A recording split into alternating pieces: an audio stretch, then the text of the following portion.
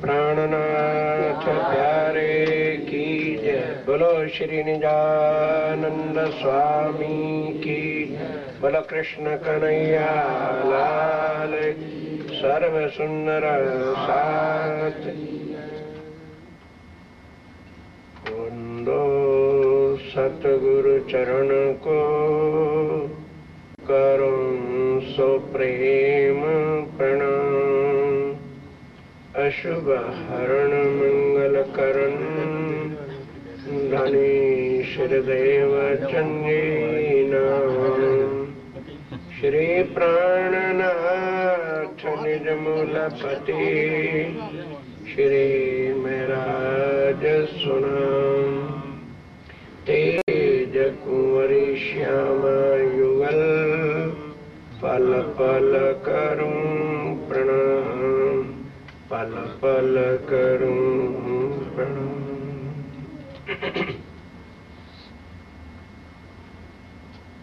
तो आज जो भी विषय आप सुंदर साथ चाहें, कल जहां हाल में त्रिधा लीला का विषय था वो कल पूरा हुआ। अब उससे आगे आज जो भी सुंदर साथ सब लोग मिलके चाहें या किसी का व्यक्तिगत अपना प्रश्न हो उस पर बोलने की आज्ञा दीजिए। बोलने के तैयार जो भी सब लोग चाहें विषय बोलिए, हम बोलना शुरू करते हैं। कल त्रिधा लीला के भेद, त्रिधा स्वरूप कौन है, कैसे कैसे लीला हुई, अच्छी तरह से उसका विस्तार किया था। अब उसके आगे जिस तरह भी आप सुंदर साथ की आज्ञा हो, जो विषय आप चाहते हो, जो बात समझना चाहते हैं वो बोलिए, उस पर बोलूंगा।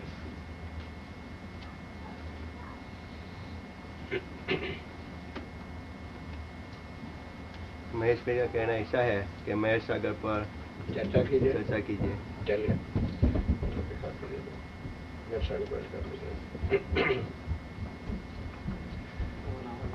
मेहर सागर की चर्चा सुननी है या ये मेहर सागर है क्या ये समझना है। एक चीज हो सकेगी, दो पार्ट है ये।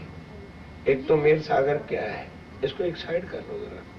इसको कोई वजह नहीं तो दिखागा नहीं दिखाएगा। चंदू भाई जी उठ के आओ फिर आगे। वो आड़ पड़ती है ना तो फिर वो मजा नहीं रहेगा।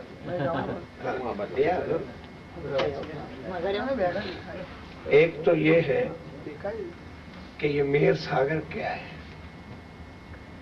और उसको 45 चौपाई में स्वामी जी ने वर्णन। थोड़ा कम करो आवाज को, थोड़ा कम। हाँ। और एक ये है कि ये जो सागर शब्द आया है, नहीं अब ठीक है, अब ठीक है। ये जो सागर शब्द आया है ये क्या है कि परम धाम के अंदर जो वस्तु है, अब स्वामी जी ने आकर के यहाँ जब देखा तो उसका कंपैरेटिवली किसको बताएं कि भी वहां क्या है।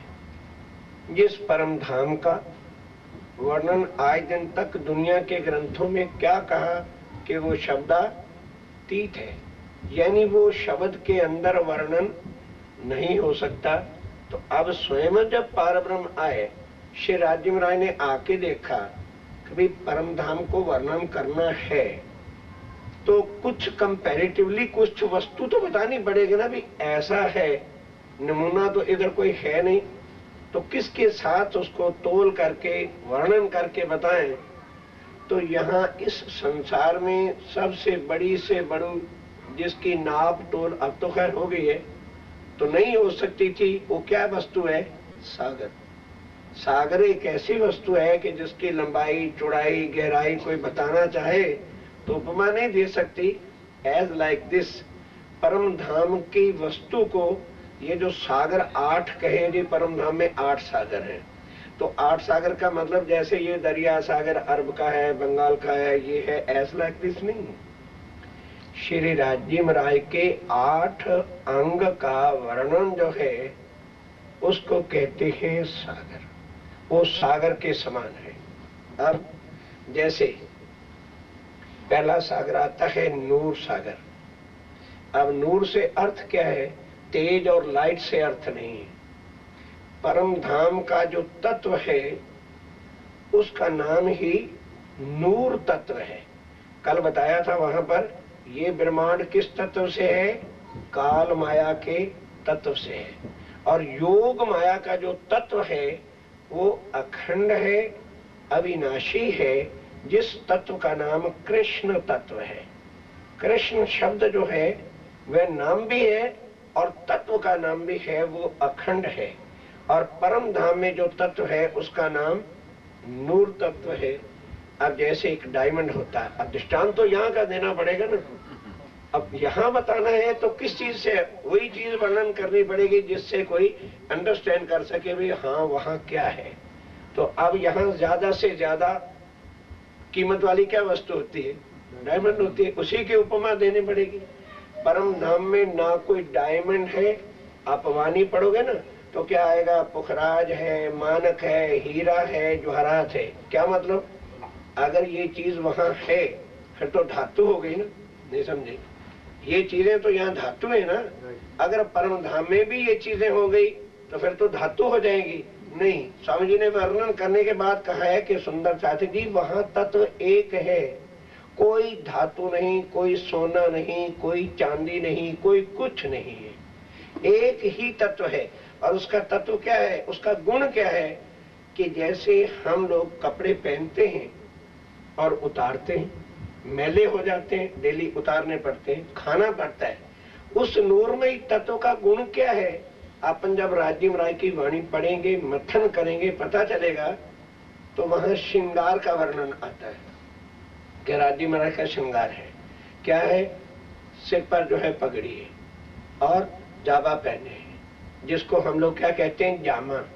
और कमर में पटका बंधा है और नीचे इजार पहरी, रंग भी वर्णन है। तो वहां पर पैर ना उतारना नहीं है। उस नूरमयी तत्व की बॉडी श्री राजीव राय की ऐसी है कि दूर से आप देखेंगे तो ये नहीं लगेगा वस्त्र पहरे हुए हैं, और उस पर श्रृंगार हार हीरे के पहने हैं। हाथ लगाओगे पहरा हुआ नहीं। अब बोलो इसकी उपमा किस चीज के साथ देंगे आप?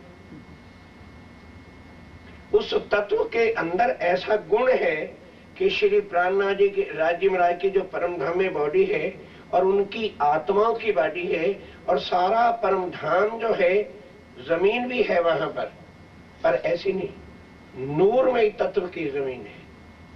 नूरमयी तत्व का ही आकाश है, नूरमयी तत्व से ही पानी भी है, लेकिन जल तत्व से नहीं है।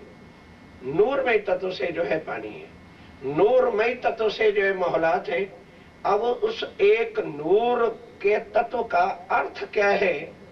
कि नूर के तत्व के अंदर 5 गुण हैं। वो क्या है? कि चेतन है।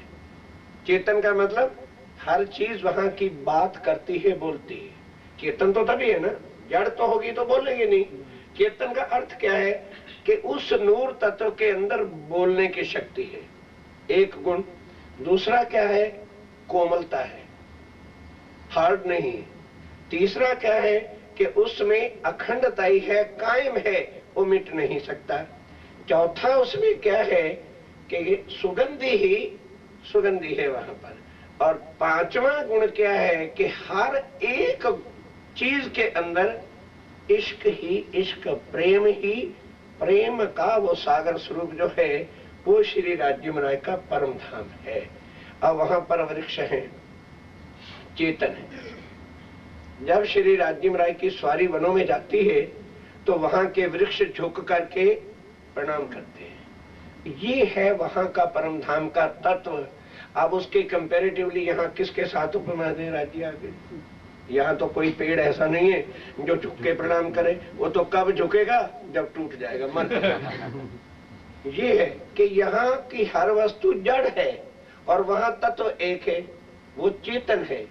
अब इसलिए उस चेतन तत्व को क्या चाहिए? घास है, घास को पानी